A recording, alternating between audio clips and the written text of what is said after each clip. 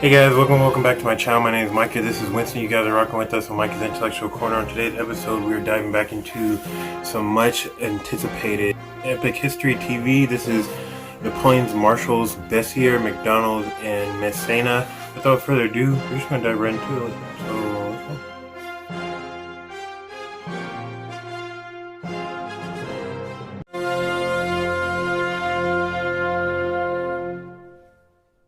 Terror belli, decus pacis. Terror in war, ornament in peace. The words inscribed on every French marshal's baton. In France, the title of Marshal, or Maréchal, goes back at least to the 13th century. It represents the highest possible position of military authority. Authority symbolized by a marshal's baton. The title was abolished during the French Revolution as incompatible with the egalitarian spirit of the age. But in 1804, Napoleon founded a new empire and restored the ancient rank.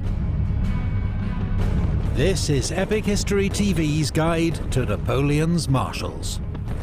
All 26 have been ranked according to our own evaluation of their achievements as marshals, with expert guidance from Lieutenant Colonel Rémy Porte, former chief historian of the French army.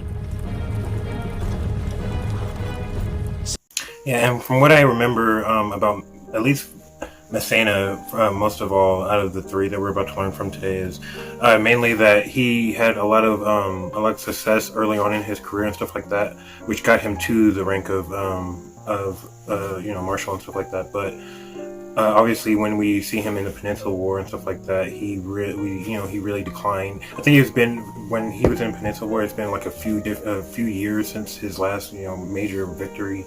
On top of the fact that his the way he carries himself and stuff like that, not like physically, but portrays himself as as a leader and stuff, isn't the best. Like he's taken his mistresses on campaign with him and stuff like that. He's doing all this, so he's not looking great to his fellow generals, first of all, or his fellow marshals, fellow generals, and or his subordinates alike. So that's what I remember mainly. But let's get into it though. So far, we've met Marshals Pérignon, Brune, Serrurier, Kellerman, Grouchy, Moncey, Poniatowski, Jourdan, Bernadotte, Augereau, Lefebvre, Mortier, Marmont, Saint-Cyr, Oudinot, Victor, and Murat. Was the son of a surgeon, with a relatively prosperous upbringing in southwestern France. When the French Revolution began, he volunteered for the National Guard and was sent to Paris to join the King's Constitutional Guard, along with his old school friend Joachim Murat. This unit was soon disbanded, but Bessières remained in Paris and was among the soldiers defending the Tuileries Palace when it was stormed by the mob on the 10th of August 1792. In the aftermath, he needed to get out of Paris in a hurry, so he volunteered to fight on the Pyrenees front. His bravery and good sense won him a commission in the 22nd Chasseurs, and he distinguished himself at the Battle of Boulou. Transferred to Italy, his friendship with Murat got him noticed by the army commander, General Bonaparte, who was impressed enough to make him commander of his new bodyguard, known as Les Guides de Bonaparte. Bessières distinguished himself as a cavalry commander in Italy, and later Egypt, winning promotion to brigadier and loyally supporting Napoleon at every turn. He became one of the few men that Napoleon regarded as a true friend. When Napoleon became first consul of France in 1799, he rewarded Bessières with command of the elite Consular Guard cavalry, which he led with devastating effect at Marengo the next year. In 1804... And obviously for Napoleon, that was kind of rare in a sense, because obviously he had a lot of people who he regarded as kind of close to him, like at least 5 different people that we can think of, maybe a little bit more, maybe a little less. But the main point is, for the most part, most of these generals and statesmen and political people who were around Napoleon at this time were mainly just around him, just because they knew that if they weren't, they just had seen what happened to people who weren't with the change of tides, with the French Revolution, how they were all getting their heads chopped off, and how this now very powerful military commander, obviously he has a military to back him up tremendously. Obviously a lot of them are just kind of, there just to, save face. And obviously we see that as time goes on, as, 1815 comes and goes, and how a lot of them just, kind of just go with the flow as the Bourbon monarchy literally just restored, and everything that just happened in the last 20 years is just erased pretty much. But, let's keep going. In 1804, Bessieres became a marshal, less for any great military achievement than for being a loyal member of Napoleon's inner circle. Bessieres himself was well-liked, kind, well-mannered and generous, a pious Catholic and social conservative who liked to powder his hair in the old style. His young wife, Marie-Jeanne, was also a favourite at court, doted on by Napoleon and Empress Josephine. In 1805, Bessieres commanded the Imperial Guard. In December that year, at the Battle of Austerlitz, he played a crucial role repelling the Russian Guard at the battle's climax. I'm thinking if he was a Catholic, I wonder what he was thinking throughout all of what was going on, obviously, in the Papal States, and what Napoleon was doing to the Pope at the time, and the fact that he had him on house arrest until 1815, essentially, it was like 18. I don't know. It was pretty later in the whatchamacallit, but I know, but because he just did it, he just released him to save face, as as a way to be like, hey, I'm not so bad, type of way. So let's see. Crucial role repelling the Russian Guard at the battle's climax. At Eylau in 1807, his squadrons supported Murat's mass cavalry charge and made their own disciplined attacks to cover his withdrawal. However, Bessieres' opportunities for glory were limited. Napoleon always held the Guard back as his last reserve, as at Friedland. In 1808, Bessieres received his first major independent command in northern Spain. That May, the country erupted in revolt against the French. Bessieres reacted quickly and decisively, securing key towns and roads. He then attacked Spanish forces at Medina de Rioseco, winning a crushing victory against an enemy that outnumbered him 2-1. But once the immediate crisis had passed, he hesitated and failed to exploit his victory. When Napoleon arrived in Spain, Bessieres was given command of the reserve cavalry, a role he retained for the war against Austria in 1809. In May, Bessieres and his cavalry were among the first across the Danube, with Messena occupying the village of Aspern on his left and Lannes holding Essling on the right. When the Austrian commander, Archduke Charles, launched a massive and unexpected counterattack, Bessieres, outnumbered 4-1, made a series of desperate charges, helping to save the army from disaster. It came at a high cost. Bessieres and his cavalry performed bravely. But that night, a long-running feud with Marshal Lannes nearly came to blows when Lannes accused Bessieres of hanging back. The matter went no further, as Lannes was fatally wounded the next day. Bessieres commanded the cavalry again at Wagram, leading a major attack to cover Massena's redeployment to the left wing. As the charge began, a cannonball killed Bessieres' horse and injured his leg. A rumour reached the Imperial Guard that Bessieres was dead. Some old veterans began to weep for their old commander, until they were assured he was only wounded. That was quite a cannonball, Napoleon told Bessieres. It reduced my guard to tears. As a devout Catholic, Bessieres was critical of Napoleon's divorce from Empress Josephine, leading to a short spell out of favour. In 1811, he was sent back to Spain to command the Army of the North. He found an impossible situation: a widespread insurgency and insufficient troops and supplies. He wrote bluntly to Napoleon, stating that the French must give up territory, something the Emperor would never allow. For all his piety and refined manners, Bessieres ordered his share of executions and reprisals in his attempt to pacify northern Spain, brutal methods used by many French commanders in this conflict. Later that year, he joined forces with Marshal Messena's army of Portugal to take on Wellington's army at the Battle of Fuentes de Oñoro, but was widely blamed for refusing to send in his cavalry to support Messena's attacks. Unfortunately for Napoleon, this was typical of how many marshals behaved in his absence. They'd rather watch another marshal fail than help them to win all the glory. In 1812, Bessieres accompanied Napoleon into Russia, commanding his Guard cavalry. Since the Guard was kept in reserve, he saw little action until the retreat, when he led the advance guard, clearing a path for the survivors.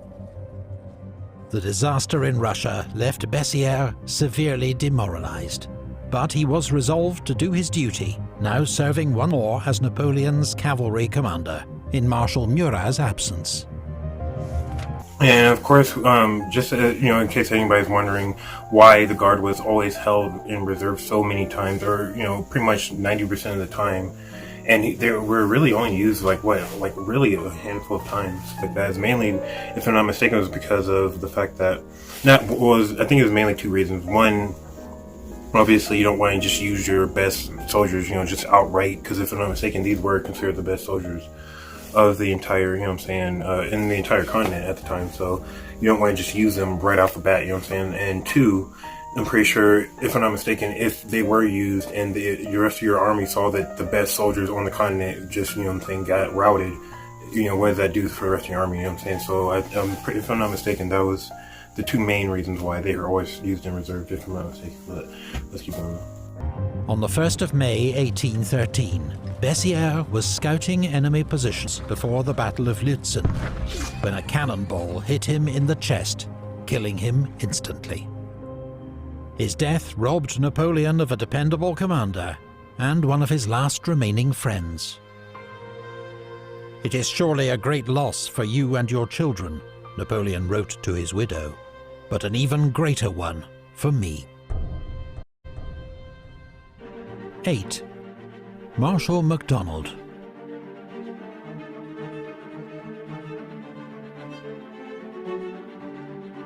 Jacques Mcdonald's father was a Scotsman who'd supported Bonnie Prince Charlie's bid to seize the British throne in 1745. After this ended in defeat at Culloden, the family fled to France.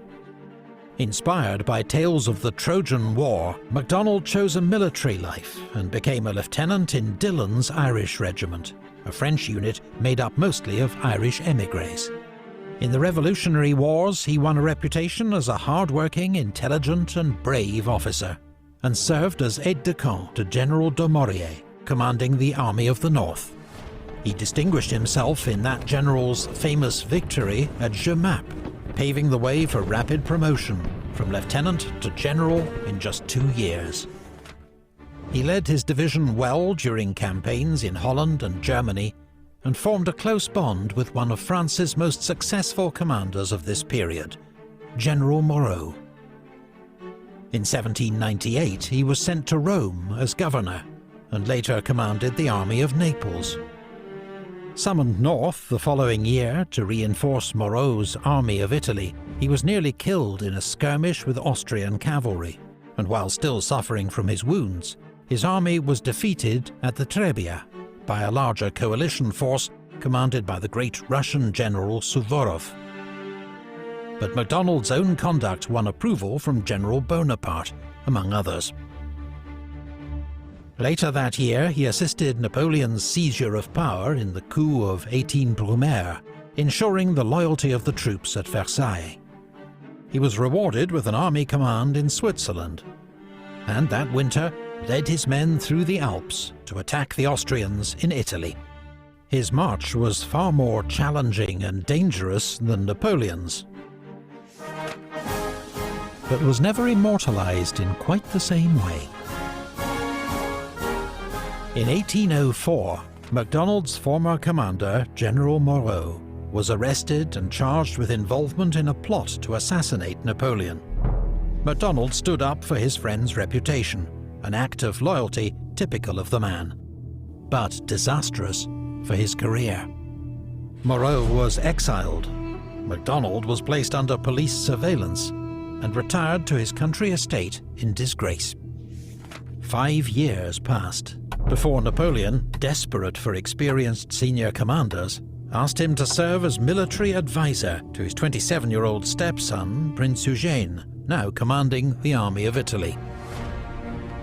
Macdonald and Eugene worked well together, driving back the Austrians, and by an awesome feat of marching, joined Napoleon near Vienna in time for the Battle of Wagram. The second day of the battle was Macdonald's moment. Entrusted by the Emperor with the main attack on the enemy centre, he formed his troops into a giant, open-backed square and advanced into a hail of fire. Napoleon, watching through his telescope, exclaimed several times, "What a brave man! What a brave man!"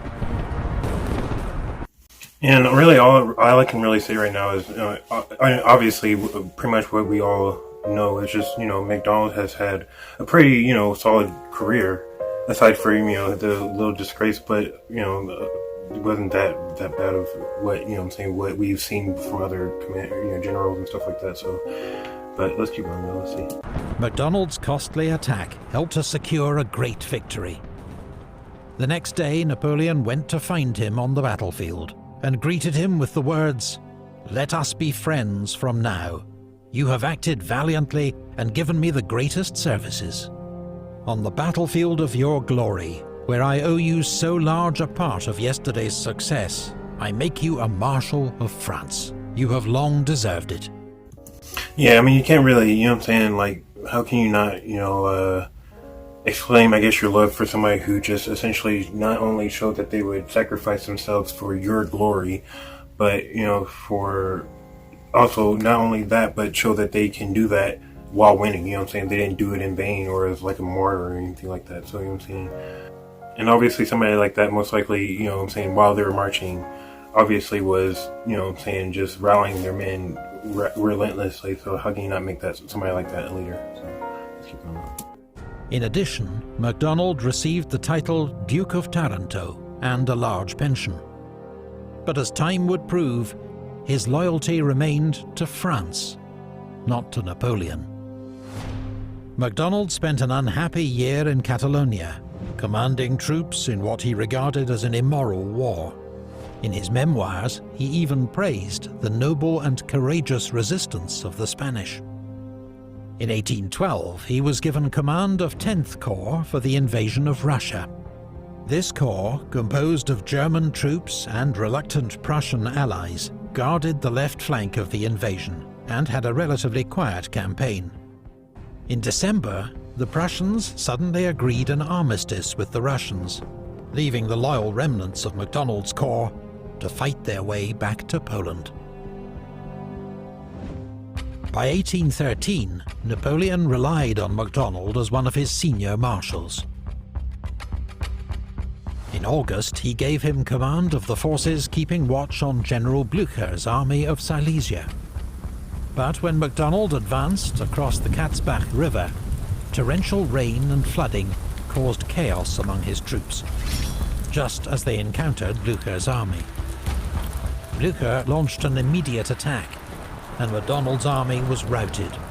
Thousands of his new conscripts surrendered or deserted. Hundreds were driven into the river itself. Macdonald took full responsibility for the disaster, though his lack of cavalry and some bad luck were also to blame. Napoleon certainly continued to respect Macdonald's military judgment. Yeah, because I was going to say that had nothing to do with his judgment, though, because he can't control the weather. I mean, he might be able to control how his troops, handle being in the weather, but that just comes down to, and how well trained they are. But it's just really nothing you can do about that. But just keep going. He continued to command 11th Corps and was in the thick of the fighting at Leipzig 2 months later. Mcdonald was with the rear guard when the French retreat began, and was shocked to see the chaos that engulfed the army.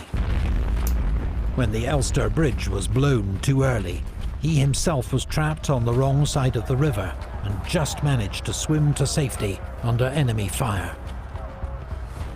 Mcdonald continued to serve Napoleon as a loyal and reliable commander throughout the 1814 campaign, effectively serving as his deputy at several key moments. Unlike most marshals, Mcdonald was never under Napoleon's spell, and always spoke his mind to the Emperor. This in itself was a valuable service, though it sometimes led to heated... Well, of course, you don't want to be surrounded by a bunch of yes men, which is essentially what he was surrounded by. Because, I mean, think about it, he was the most powerful man what was essentially the most powerful continent at that time. So, you know what I'm saying, of course, everybody was essentially up his ass. But, you know what I'm saying, it is always good to have somebody who's going to tell you what you need to hear, you know, straight up. That way, you know, you can get done what you need done. Because if you have a bunch of yes men, then you're always going to get, you know, fucked, because you're not hearing what you need to hear, you're hearing what you want to hear. So, though it sometimes led to heated arguments. Perhaps inevitably, in April, it was Mcdonald and Ney who took the lead in confronting Napoleon with the facts of his situation. The war was lost, and he must abdicate. Napoleon named Mcdonald as one of the 3 men who would negotiate with the Allies, telling his foreign minister, the Marquis de Caulaincourt, "Mcdonald does not like me, but he is a man of his word, of high principles, and he can be relied on." In their last meeting, a few days later, Napoleon told Mcdonald, "I did not know you well. I was prejudiced against you. I have done so much for so many others who have abandoned me. And you, who owe me nothing, have remained faithful. I appreciate your loyalty. Too late." Mcdonald was kept on as a military advisor by France's restored Bourbon monarchy. He continued to speak his mind, so much so that Louis XVIII nicknamed him his outspokenness. During the 100 Days, Mcdonald remained loyal to the king and attempted to rally troops to fight against Napoleon. When he saw this was futile, he escorted the king to safety in Belgium, then returned to Paris, where he refused to meet with Napoleon. After the defeat at Waterloo, he was put in charge of demobilizing the last elements of Napoleon's Grande Armée, and helped many officers to escape arrest by the Bourbons. Mcdonald was a methodical, reliable, if unspectacular commander. But he distinguished himself above all by his lack of vanity or personal ambition, his complete loyalty to France, and his willingness to speak his mind. I mean, the fact that he was able to hold his own and rally his men, you know what I'm saying, in the face of what almost would seem like to any other person, like, you know what I'm saying, complete hell and like an unbearable and a very hopeless situation, like literally walking head on into somebody literally shooting at you, you know what I'm saying, like nobody wants to deal with that, but this man literally was able to get an entire regiment to do that, you know what I'm saying, so, and do it well, so, even though a lot of them died, but still, you know, that makes him in my eyes a very accomplished general. And his willingness to speak his mind, virtues that were all too rare among Napoleon's marshals. 7. Marshal Messena.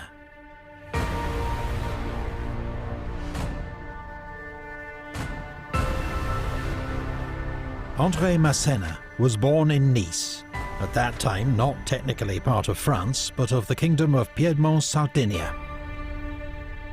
His father, a shopkeeper, died when he was young, so he ran away to sea, then at 17 enlisted in the French army.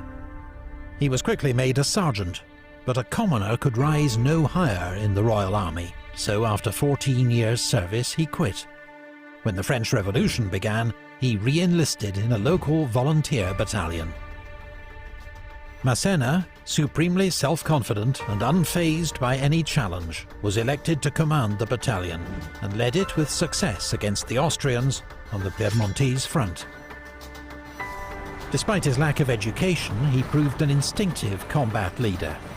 He was soon promoted to brigadier and after leading a successful attack at the Siege of Toulon, was made General of Division.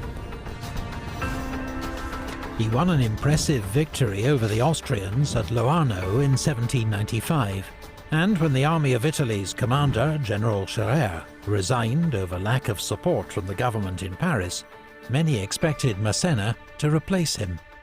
Instead, the job went to the 26-year-old General Bonaparte, 11 years younger and much less experienced than Messena, but with far better political connections.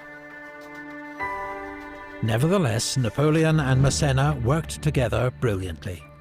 Messena commanded his advance guard and played a major role in several of his early victories. In reports, Napoleon described Messena as active, tireless, audacious. He won so many battles that Napoleon acclaimed him l'enfant gâté de la victoire, the spoiled child of victory. Messena was, however, notorious for extorting vast sums from the local Italians, often while his own troops went hungry and without pay. Yeah, I was about to say, you can't, as you know, obviously as a private soldier, that's like the one thing that's always going to make your soldiers always going to freaking, like, you know, resent you and hate you and probably not even fight for it, you know, as hard as they want, as, you know, you need them to for you and stuff like that. But it's just for the fact that, you know what I'm saying, you're you know what I'm saying, you're showing that you're living in luxury while they're living in filth, essentially. And, you know what I'm saying, not only are you know, removing yourself from, you know, from them, which is the worst thing you can do, but you're, you know, essentially showing them that what's the point of fighting for you if I can't even, you know what I'm saying, bring home anything at the end of this? Like, what's the point? So. And hungry and without pay. In 1798, Messena received his first independent command, the Army of Switzerland. The next spring, after French defeats on the Rhine and in Italy, responsibility for the defense of France lay in his hands. Rather than wait to be encircled, he attacked and won a brilliant victory over Austrian and Russian forces at the Battle of Zurich. Rewarded with command of the Army of Italy, Messena led a heroic defense of Genoa in 1800. He was eventually starved into surrender, but his stubborn defense bought Napoleon enough time to cross the Alps and defeat the Austrians at Marengo. Physically exhausted by this last ordeal and surrounded by accusations of corruption, Messena was recalled to Paris and went into semi-retirement. When he was made a marshal by Napoleon in 1804, he seemed distinctly underwhelmed, and on being congratulated remarked, "There are 14 of us." But Messena was one of the few marshals who'd proved themselves in independent command, making him a priceless asset to Napoleon. It's funny though, because it's like, yeah, of course there's 18 of y'all. I don't know if you knew this, and of course he does. But you guys have like one of the biggest armies and one of the biggest well, I'm pretty sure they did. But if I'm not mistaken, like France at this time period, it was like the third, if I'm not mistaken, biggest populace in the world, if I'm not mistaken, like right behind China and Japan. So they have a lot of people. They have a lot of soldiers and a lot of, and not to mention they're taking over the command of of pretty much every German army, the Swiss army, all the Italian. So they need, why not have 14 freaking marshals to do that? These fools acting like, you know what I'm saying, there only needs to be like 6 of them to show that how elite they are. Like, no, there needs to be enough to command what you guys have. Because I don't know if you know this, but you guys have a pretty big ass kingdom or empire with a lot of people in it, that needs a lot of command. So anyway. Napoleon. In 1805, he was recalled to active service and given command of the Army of Italy in the war against the Third Coalition. Messena kept Archduke Charles's army busy in Italy, while the Emperor won his great victories at Ulm and Austerlitz. In 1806, Messena oversaw the occupation of the Kingdom of Naples, ordering brutal reprisals against local resistance. In 1807, he commanded 5th Corps in Poland, but his role covering Warsaw meant he missed the major battles of Eylau and Friedland. Later that year, while out hunting with the Emperor and his entourage at Fontainebleau, he was accidentally shot in the face and lost the use of an eye. Napoleon, a notoriously bad shot, was to blame, but the loyal Marshal Berthier claimed responsibility. The war against Austria in 1809 saw Messena back near his best. His corps formed the vanguard for the crossing of the Danube, and fought ferociously to hold the village of Aspern against an overwhelming Austrian onslaught. Messena was everywhere, displaying his usual coolness under fire, and when ordered to retreat, ensured his troops pulled back across the river in good order. The battle was a defeat, but Messena had been superb.